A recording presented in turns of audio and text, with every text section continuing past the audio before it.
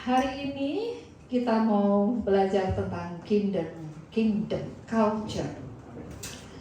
Saat ini kita masih belajar bagaimana transforming the world. Jadi kita mengubah kehidupan melalui pengaruh yang Tuhan berikan di dalam kehidupan kita. Bagaimana kita mempraktekkan dalam kehidupan kita kingdom culture, budaya kerajaan Allah. Kita mau melihat dulu sebelumnya sama-sama apa itu. Saya suka memenggal kata supaya kita paham makna yang sesungguhnya daripada maksud setiap kalimat. Jadi di sini kita lihat ada budaya kerajaan. Kalau kita melihat budaya itu sekumpulan nilai-nilai, norma-norma, ya, hukum, ketetapan-ketetapan, adat, kepercayaan, dan pengetahuan yang diwariskan. Jadi budaya itu diwariskan. Kalau kita melihat, misalnya ada orang, kita kan banyak suku ya, ada Batak, ada Jawa, ada Sunda, ada semuanya. Budaya itu diturunkan, diwariskan kepada generasi berikut. Maka dari itu kita lihat kalau di Medan, Sumatera Utara, selalu kan masih mengikuti pola bagaimana pernikahan, ya, semuanya masih mengikuti budaya itu. Dan itu diwariskan serta dibagikan kepada kelompok masyarakat.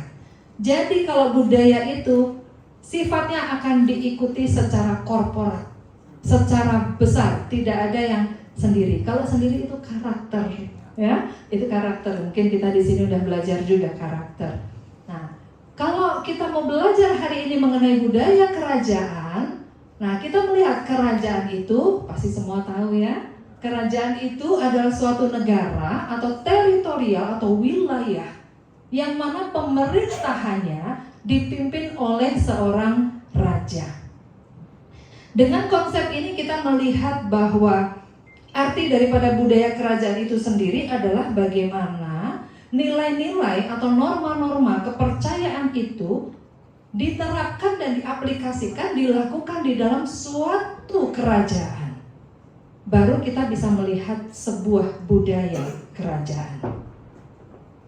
Kalau kita melihat budaya kerajaan yang sifatnya diwariskan, nanti kita akan melihat bagaimana kaitannya ini dalam kehidupan kita orang percaya, yang kita semua percaya dan menyadari dan mengakui bahwa satu raja kita, yaitu raja di atas segala raja, Tuhan Yesus sendiri.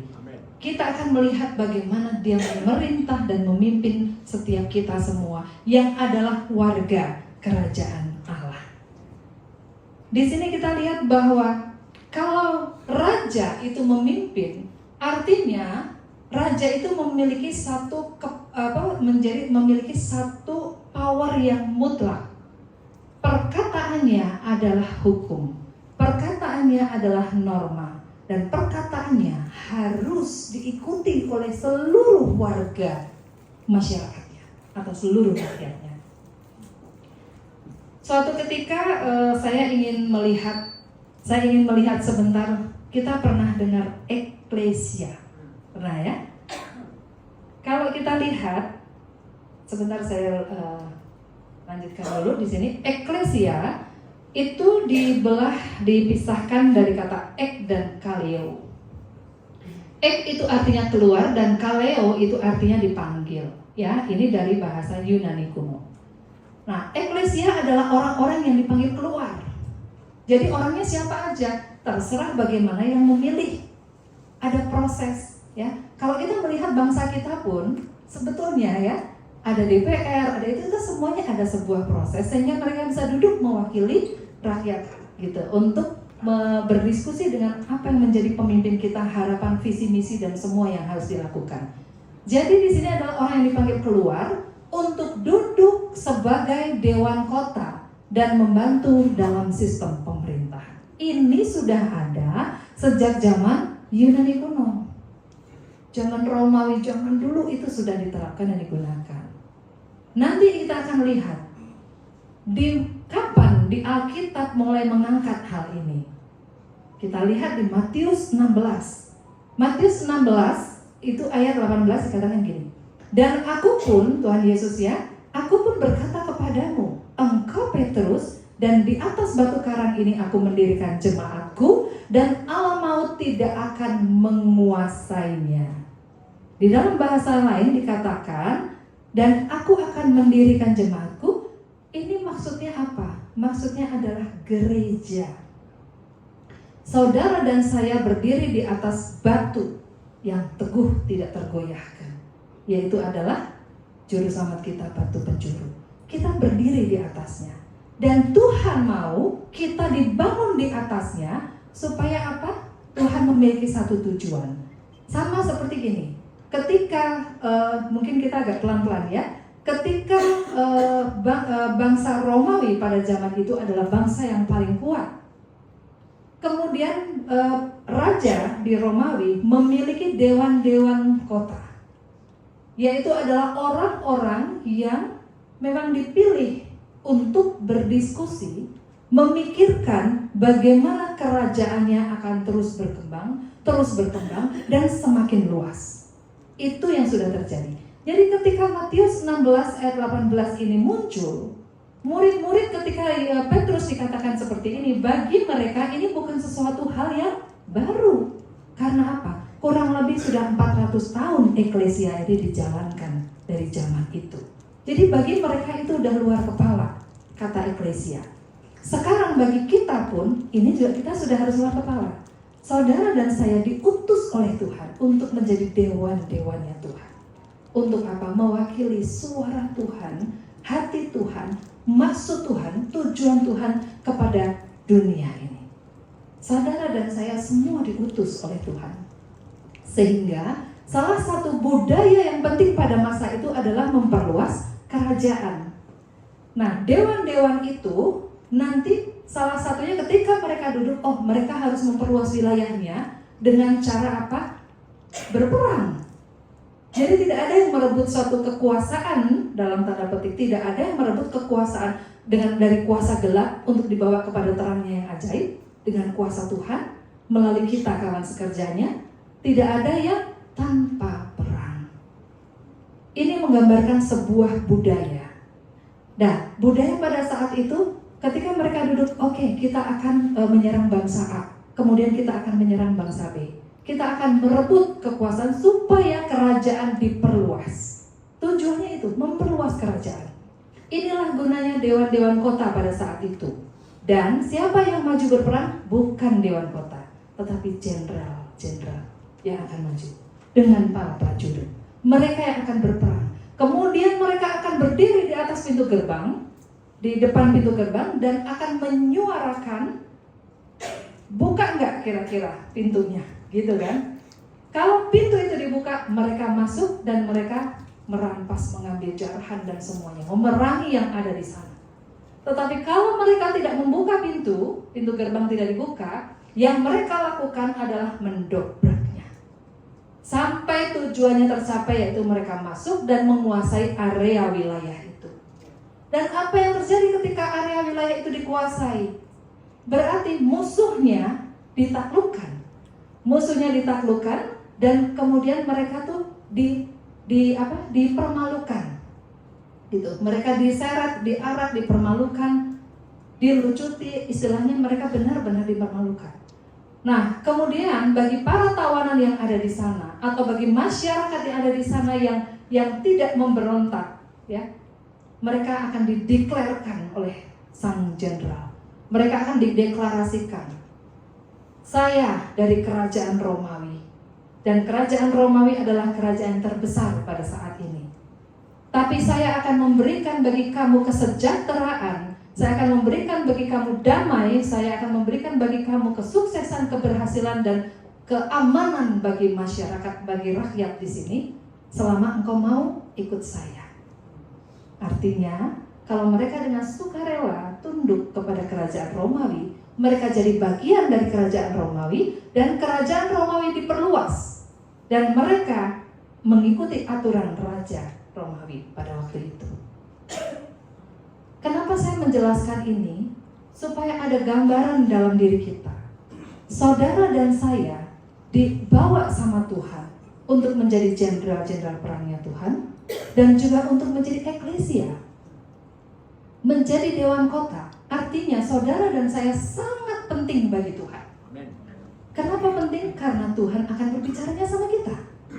Untuk apa? Untuk merebut wilayah kekuasaan. Kerajaan Allah harus ditegakkan di bumi. Kerajaan Allah harus diperluas. Melalui apa? Melalui mereka yang menjadi percaya dan menjadi bagian dari kerajaan gelap dipindahkan ke dalam kerajaan terang. Dan tunduk dalam pemerintahan Kristus. Dan mengalami semua yang namanya damai sejahtera. Mengalami semua yang namanya sukacita. Mengalami semua kebaikan rancangan Tuhan terjadi dalam kehidupan mereka. Amin. Tapi Tuhan memakai saudara dan saya untuk menjadi kawan sekerjanya. Kira-kira Tuhan bisa berjalan sendiri? Sangat bisa, karena Dia Tuhan yang maha segalanya. Tetapi untuk apa saudara dan saya berdiri dan duduk di tempat ini, mendengar kebenaran ini? Tuhan hanya mau untuk ini dilakukan dalam hidup kita. Nanti kita akan melihat secara lebih detail lagi di mana saja area dan bagaimana kita harus hidup di dalam budaya kerajaan ini. Jadi kalau kita lihat, inilah budaya yang dari dulu, dari zaman Romawi, dari zaman Yunani kuno dulu, sampai hari ini sebetulnya terjadi. Makanya kita pun ada dewan di sini hari ini, dan banyak pemerintahan yang lainnya. Raja pun mereka punya orang-orang yang dipilih untuk duduk bersama. Kita warga kerajaan Allah. Amin. Amin. Itu yang perlu untuk kita lakukan. Jadi makna eklesia yang Tuhan Yesus sampaikan adalah kita, jemaatnya, gerejanya, ya. Ini yang Tuhan mau. Jadi saudara dan saya dipanggil keluar, bukan untuk nyaman-nyaman aja di dalam kurungan, di dalam cangkang telur, di dalamnya, tanpa telur itu dipecahkan dan menjadi anak. Enggak. Saudara dan saya dipanggil untuk menjadi anaknya. Amin. Amin. Amin. Yang harus bekerja bagi kerajaan Allah. Hari ini kita mau belajar 3 hal dari apa yang kita sudah baca dari Matius 16 ayat 18. Di atas batu karang ini aku mendirikan jemaatku. Saudara dan saya berdiri di atas batu karang yang teguh. Dan kita bisa melihat, melalui ini kita bisa melihat ada budaya yang luar biasa yang Tuhan berikan. 3 hal yang kita pelajari hari ini. Kita harus apa tadi? Menjadi kawan sekerja Allah. Ada mandat yang Tuhan berikan dalam kehidupan kita, mandat kerajaan, ya. Jadi kalau boleh ini bisa ditayangkan nggak? 1 Korintus 3 ayat 9. Nggak apa-apa, sambil ditayangkan aja. Supaya kita tahu bahwa saudara dan saya ini bernilai di mata Tuhan. Amen. Dan Tuhan membutuhkan kita. Ya, yes.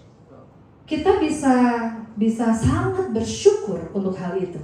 Karena saudara dan saya penting bagi Allah. Amin. Saudara dan saya sangat penting bagi kerajaan Allah. Amin. Bahkan Tuhan mau menginvestasikan rohnya di dalam roh kita, di dalam hidup kita. Dia mau menjadikan kita bait kudusnya, ya. 1 Korintus 3 ayat 9. Karena kami adalah kawan sekerja Allah. Kamu adalah ladang Allah dan bangunan Allah. Jadi dalam hal ini apa? Setiap orang yang kita temui, mereka adalah ladang Allah. Saudara dan saya sudah ditunjuk jadi dewan kota. Mari kita lakukan bagian kita. Dan bangunan Allah, setiap orang harus kembali berdiri di atas batu karang. Karena Tuhan mau ini benar-benar kokoh, terus berdiri bagi kerajaan Allah ditegakkan dan Tuhan dimuliakan. Amin. Amin. Jadi ayat ini bukan siapa-siapa yang ngomong, ya. Firman adalah Allah, dan firman itu pada mulanya adalah firman, dan firman bersama-sama dengan Allah. Artinya apapun tulisan, 1 titik saja di dalam tulisan dalam Alkitab itu adalah Raja kita yang bicara, ya. Jadi saudara dan saya adalah kawan sekerja Allah. Luar biasa kan? Amin. Kita jadi partner konglomerat aja di sini, luar biasa, betul? Amin. Apalagi jadi partnernya Tuhan. Amin. Amin. Itu sangat luar biasa. Berikan kemuliaan bagi Tuhan. Tuhan dahsyat dan ajaib. Baik, kita lihat berikutnya. Yang kedua, kita akan pelajari tentang ini. Berperang melawan penguasa kegelapan. Lifestyle kita sebagai warga kerajaan Allah, salah satunya budaya kita adalah harus berperang. Harus berperang. Setiap hari, roh-roh jahat di udara ini selalu akan mencari celah dalam kehidupan orang percaya. Dan tujuannya untuk menjatuhkan kita dengan cara membuat kita renggang terus. Celah itu semakin besar sehingga kita jauh dari kasih karunia Allah. Bukan Allah yang menjauhkan diri dari kita, tidak pernah. Tapi kita yang punya free will ini sampai akhirnya kita menjauhkan diri dari kasih karunia Allah. Nah, ketika kita semakin jauh, maka bagi iblis saudara sudah tidak menjadi penting lagi. Saudara menjadi penting bagi iblis ketika saudara melekat hubungannya dengan Allah. Karena apa? Karena iblis punya kerjaan. Tapi kalau saudara sudah jauh dan lepas dari kasih karunia Allah, sudah sama buat mereka, jadi artinya sudah tidak penting. Dia akan mencari yang penting. Yang mana yang penting? Ini yang bahaya bagi kerajaan kegelapan. Makanya dia mencari celah. Firman Tuhan juga katakan bahwa roh yang ada di dalam kita lebih besar daripada roh-roh yang ada di dalam dunia. Amin. Kalau boleh kita tayangkan juga Efesus 6 ayat 12. Jadi di sini saudara dan saya diberikan kuasa, betul? Diberikan otoritas oleh Tuhan. Seringkali kita sebagai orang Kristen mengaku diri orang Kristen tapi tidak pernah mengeksplor kuasa itu. Padahal ada dalam diri kita. Roh Kudus ada kok dalam diri kita. Dia berkuasa dahsyat dan ajaib. Tetapi seringkali kita sebagai orang percaya, kita jalan aja pokoknya dengan plan sendiri, agenda sendiri. Padahal Tuhan mau agendanya siapa yang bekerja dalam hidup kita? Agendanya Tuhan ditempatkan dalam hidup kita. Di sini nggak ada, Bu. Ya, puji Tuhan, luar biasa. Ya, kita semua mempraktekkan firman aja. Kemudian kita bisa melihat bahwa peperangan kita bukanlah melawan darah dan daging, tetapi melawan roh-roh jahat di udara. Apa-apa saya baca aja kalau nggak bisa ditampilkan. Tetapi melawan roh-roh jahat di udara dan penghulu-penghulu, penguasa-penguasa di udara. Itu perintah Tuhan. Musuh kita, lawan kita, ya. Karena perjuangan, yang namanya perjuangan itu tidak ada yang gratis. Perjuangan itu pakai extra miles daripada kita punya kemampuan, energi, doa, daya, dana, semua dibutuhkan, data, semua kalau kita mau melakukan sesuatu untuk satu kebaikan atau menjangkau sesuatu. Pasti ada harga yang harus kita bayar. Inilah perjuangan kita. Tetapi perjuangan kita bukan melawan darah dan daging. Jadi semua yang ada di tempat ini yang adalah darah dan daging secara fisik bukan musuh kita, ya. Semua adalah keluarga, semua adalah sahabat, semua adalah saudara. Begitu juga mereka yang di luar sana. Tetapi yang harus kita benci adalah something wrong di dalam diri dia. Kalau ada hal-hal yang tidak sesuai firman, itu yang kita perangi. Itu yang kita perangi. Amin. Saya pengen menyaksikan sedikit saja. Dulu, saya mohon maaf, tadi saya kesini bertiga. Tadi anak saya, terus suami saya.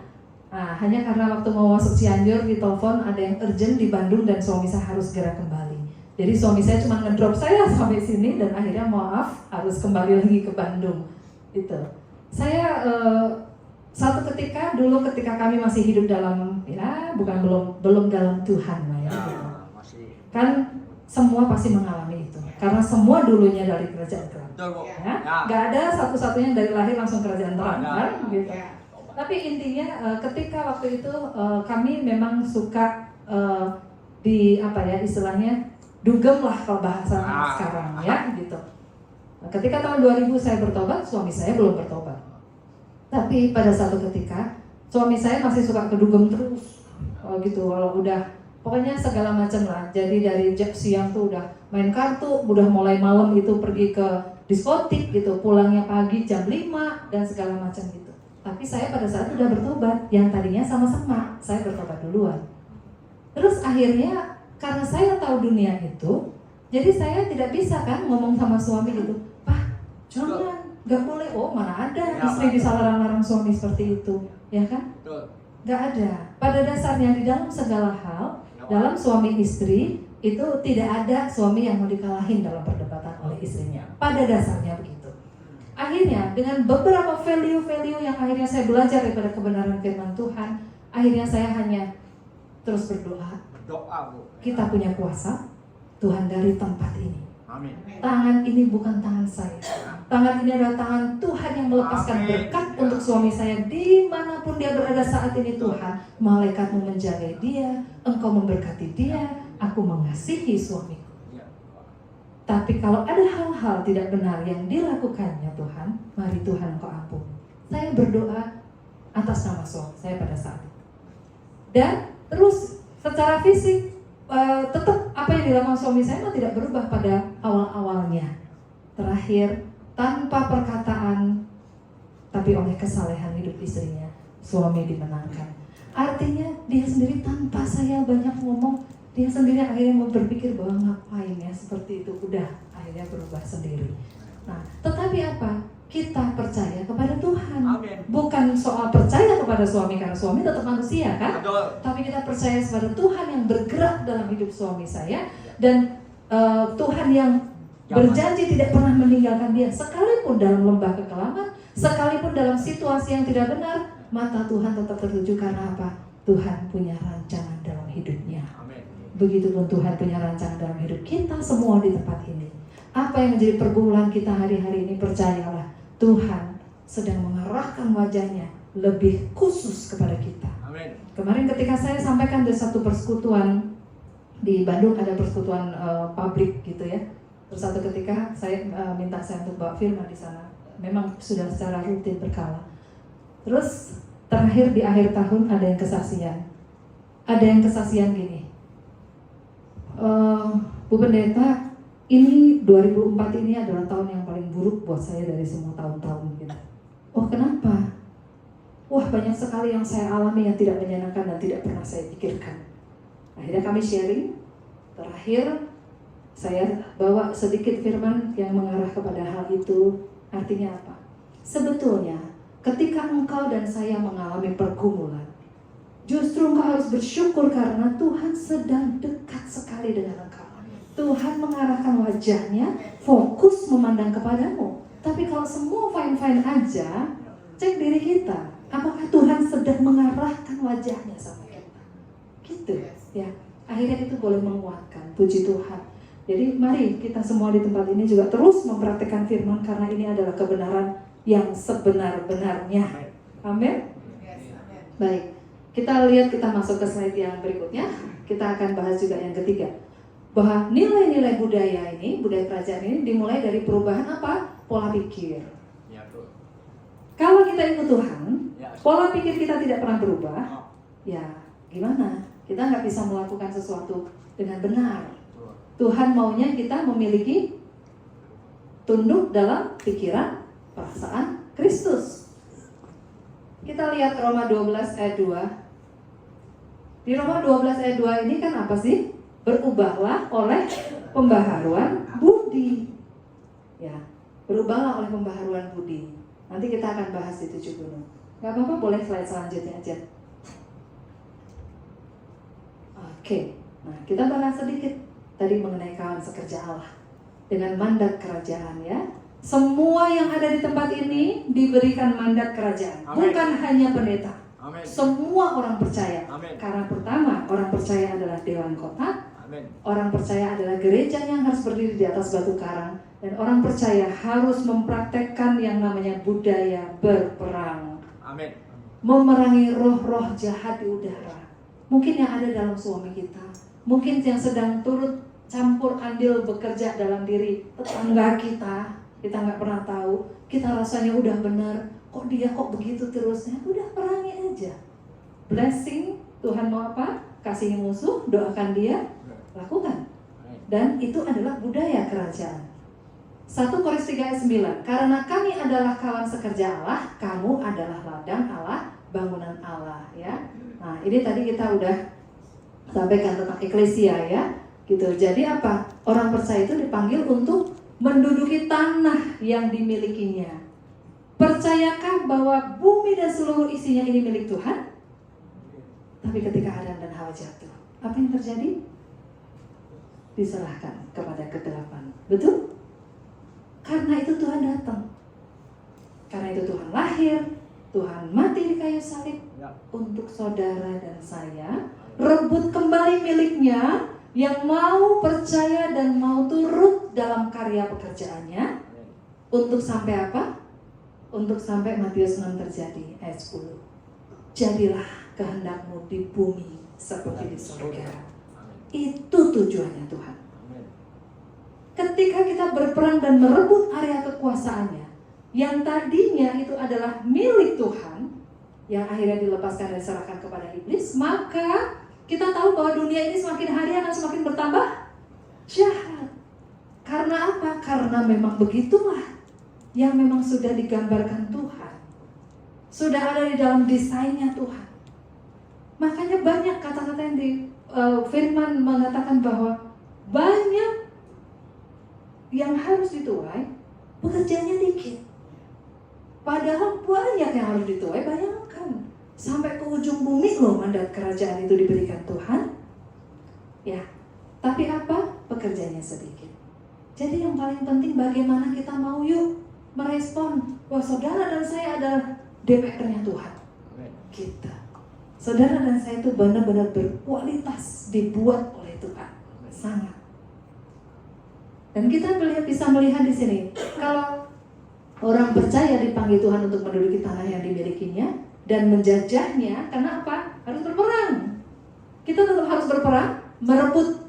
Ada jarahan, ada semua kekayaan bangsa kegelapan pada kerajaan kegelapan diambil, dipindahkan semua.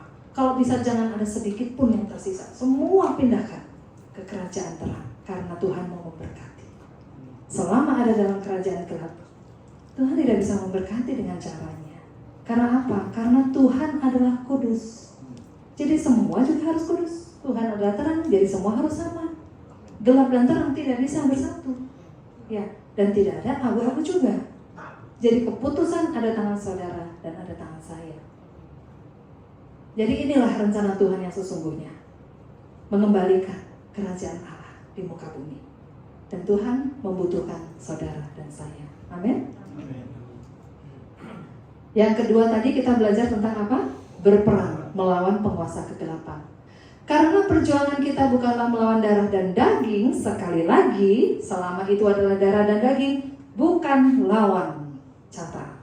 Siapa yang saat ini sedang bermasalah dengan orang lain, siapa yang gak bisa mengampuni orang lain, siapa yang gak bisa legowo dengan kesalahan orang lain gitu, hari ini bertobat.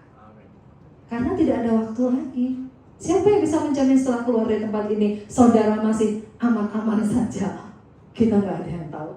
Semua ada dalam rahasia Tuhan. Tetapi melawan pemerintah-pemerintah dan melawan penguasa-penguasa, melawan penghulu dunia yang gelap ini, melawan roh-roh jahat di udara. Bayangkan, dunia tuh isinya ini. Kalau saudara dan saya mengambil pilihan mau menjadi seperti ini, gitu, ya udah, saudara nggak penting lagi buat iblis. Tetapi saudara dan saya ada di tempat ini bukan untuk mengambil pilihan itu. Justru kita mengambil pilihan untuk berjuang bersama-sama dengan Tuhan. Makanya kan ada Laskar Kristus. Saudara bisa menjadi Laskar Kristus. Saudara bisa menjadi jenderalnya Tuhan. Saudara bisa menjadi dewan-dewan kota. Pilihan ada di tangan kita. Dan Tuhan hanya satu janjinya. Saudara dan saya adalah umat pemenang. Lebih daripada pemenang. Jadi kalau mau berperang, percaya bahwa endingnya pasti saudara dan saya adalah pemenangnya. Amin. Itulah Tuhan yang memuliakan kehidupan saudara dan saya. Jadi kita bisa melihat, kalau kita tahu endingnya bahwa kita adalah pemenang, jangan takut, jangan gentar, jangan khawatir, jangan tawar hati. Yosua dibilang apa sama Tuhan ketika mau masuk tanah perjanjian? Ketika mau mengintai dan berperang masuk tanah perjanjian. Yosua, kuatkan dan teguhkan hatimu. Jangan gentar dan jangan tawar hati. Karena itu tidak akan membawa kepada kemenangan, takut dan tawar hati.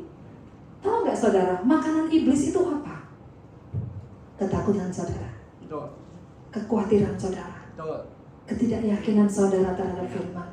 Itu makanan iblis semua. Kita yang makin lemah, iblis yang makin kuat. Betul? Jadi mari, jangan kita kasih makan iblis. Kita kasih makan aja firman dalam hidup kita. Supaya apa? kita bisa mengalahkan kegelapan. Amin. Ini yang Tuhan mau untuk kita sama-sama belajar. Baik, yang ketiga. Yang ketiga, kita belajar nilai-nilai budaya kerajaan Allah dimulai dari perubahan pola pikir. Nomor 1, janganlah kamu menjadi serupa dengan dunia ini, tetapi berubahlah oleh pembaharuan budimu, sehingga kamu dapat membedakan manakah kehendak Allah, apa yang baik, yang berkenan kepada Allah, dan yang sempurna. Gak sembarangan. Levelnya yang tertinggi, sempurna. Tuhan dalam kehidupan saudara, dalam turut campur dan bekerja dalam kehidupan saudara, tidak akan pernah menurunkan standarnya. Manusia bisa menurunkan standarnya, tapi Tuhan tidak mau. Standar Tuhan adalah sempurna, ya sempurna, mutlak. Artinya siapa yang harus menaikkan standar? Kita yang harus menaikkan standar. Dengan cara apa? Praktek firman lawan iblis, praktek firman lawan iblis. Itu terus yang harus kita lakukan. Maka kita akan naik dalam kemenangan demi kemenangan, kemuliaan demi kemuliaan. Itu yang Tuhan mau terjadi dalam hidup saudara dan saya. Supaya apa? Kalau pembaharuan budi ini berubah, supaya kita bisa membedakan mana yang baik, mana yang benar, mana yang sempurna, mana yang kehendak Tuhan, dan mana yang bukan. Tapi ini hanya bisa dilakukan juga ketika apa? Kita memiliki hubungan dengan Tuhan. Hubungan kita intim, hubungan kita erat, hubungan kita dekat. Hal-hal ini menjadi sangat mudah bagi kita. Tapi kalau hubungan kita tidak kita jaga, tidak kita pelihara dengan Tuhan, bahkan kita tidak maksimalkan terus. Karena setiap saudara dan saya potensinya itu luar biasa besar dan luas dan panjang dan lebar.